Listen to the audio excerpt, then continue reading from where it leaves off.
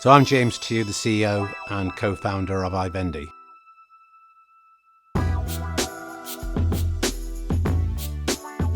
The background to the survey that we just carried out is very much follows on from 2018, where we look towards the attitudes of the online car buyer. We had a few kind of thoughts and hypotheses post-COVID that we wanted to explore. So we commissioned some research where we interviewed 1,000 customers who had bought a used vehicle, and then we took a selection of those and perhaps really drilled down into, I guess, some more qualitative information. So the trends were all quite interesting. There is a greater move towards online, and we asked consumers what their view was versus the online process, which they preferred, or was it the showroom process, or they liked them both equally. And the results were it was a draw. So 39% preferred online, 39% also preferred showroom, and the 22% actually found that both experiences were equally as good. So that was the first trend. So, but a real shift.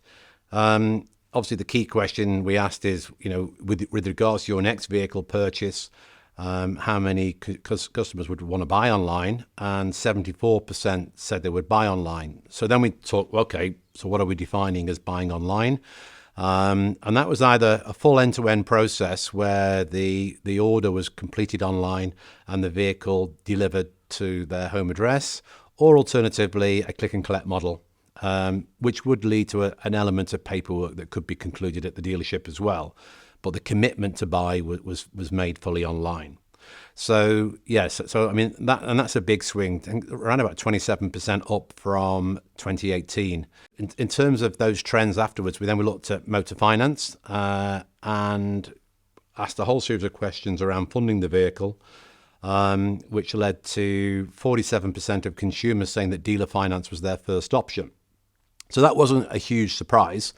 I think what we did find, though, that was quite interesting was the role of the online motor finance broker.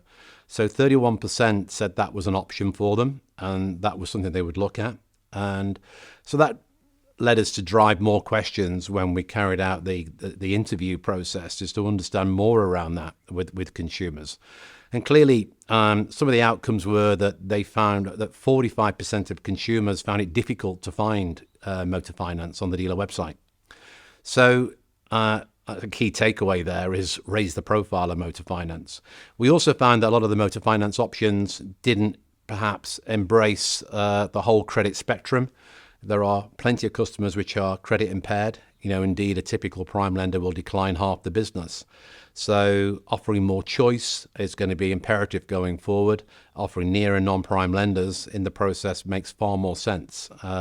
This is just getting picked up at the moment by the online motor finance brokers. So there's obviously opportunities there for the dealer. So then we looked at, call it the happiness factor. Are car buyers happier online? And the answer is yes, they are. So we looked at expectations, and 75% of consumers said that an online journey's met their expectations. With regards to showroom, 61%, and the least performing was telephone, where only 47% of consumers felt that the telephone met their expectations. So clearly, as online is the newest player, the newest channel to market, it's doing a good job. Plenty of ways we can improve it, but still doing a good job. What was interesting with those that bought a vehicle online is that 34% actually went to the dealer website on a daily basis to progress their sales, to progress their online sale where they could. So the frequency of visits to the dealer website and the role of the dealer website is still key in the whole online journey. We then looked at compliance and wanted to understand and drilled through, I suppose, the whole compliance piece. So Consumer Duty rolled out 31st of July last year, and we wanted to get a view as how did customers feel they were being treated, and were did they achieve their financial objectives? Were the products priced fairly? Was all the information transparent?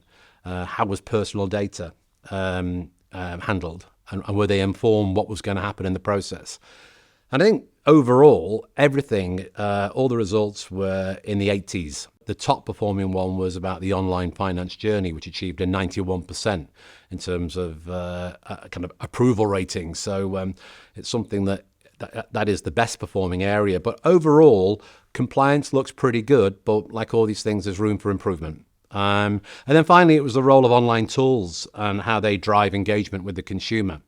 So number one in terms of experience was the search engine, and how people searched for the vehicle was the tool that was most important to them. However, there was plenty of information around, anecdotal information about not being able to find the right vehicle.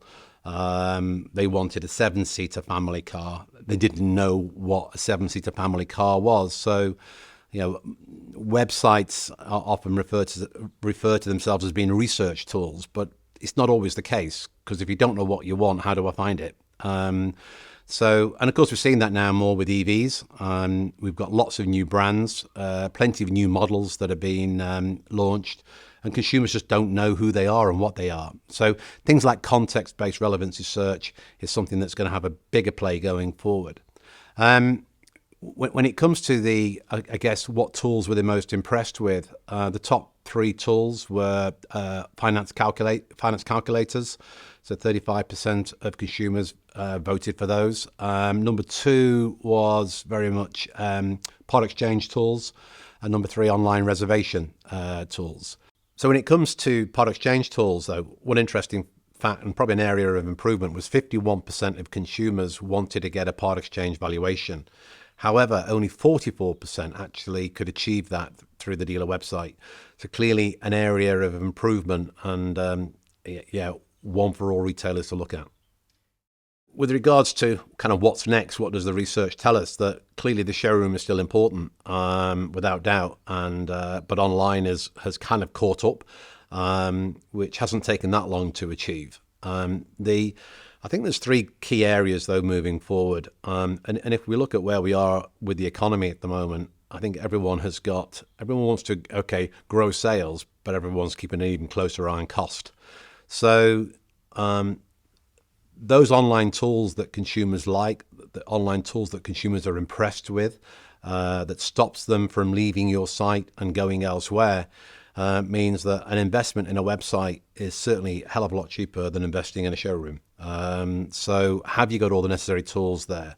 So because those will help drive sales, engage sales. And we've seen it with things like finance, that if there's greater finance offers, more choice, that could stop losing sales to third parties and other operators. There's plenty of people that want to disintermediate the sales process, whether it be through part exchange providers, whether it be through finance providers, gap insurance, warranty insurance. They all exist out there for the customer to go out and visit. So these are all key profit centers that have been lost by the dealer. And if the dealer's not aware that you have that capability through their website, how will they become aware? So then we've also then got to take into account then costs. So how do I reduce costs in my sales process? Well, one of the simple ways to do that is to shift more of the process online. If you've got more of the administration process online, so filling out a finance application form, allowing the customer to complete all that journey, allow them to complete all the compliance journey online, is going to not only remove the operational cost, but also with regards to compliance, it's actually going to help you. Hugely help you. There's no one interfering with that process. The customer has made their own choice. So you can bring in compliance, you can reduce costs and grow sales all through the website. Downloading the survey is going to give lots of insight as to consumer thinking, and this is exactly what they want. What drives sales is important to you, and understanding what consumers want is going to be important. So putting more tools that engage with the consumer. Clearly, we mentioned part exchange earlier, that getting part exchange tools is going to be key. More finance offers is going to be key. So these will all help to drive that sales side of it, even reservation tools. So they're all going to help, and along with a better search experience. But also we want to reduce costs. So how do we do that? Is start taking the administration processes that occur in that sales journey and switch them online. So financing online works exceptionally well. and it takes a lot of time to manage that in the showroom. Allow the customer to do it. It gives them more control. You then take that third point about compliance. If the consumer's managing compliance, then again, that's going to be a huge help for you, especially in this highly regulated regime that we're going through and everything we're going through around motor finance at the moment. Allow the customer to be in control.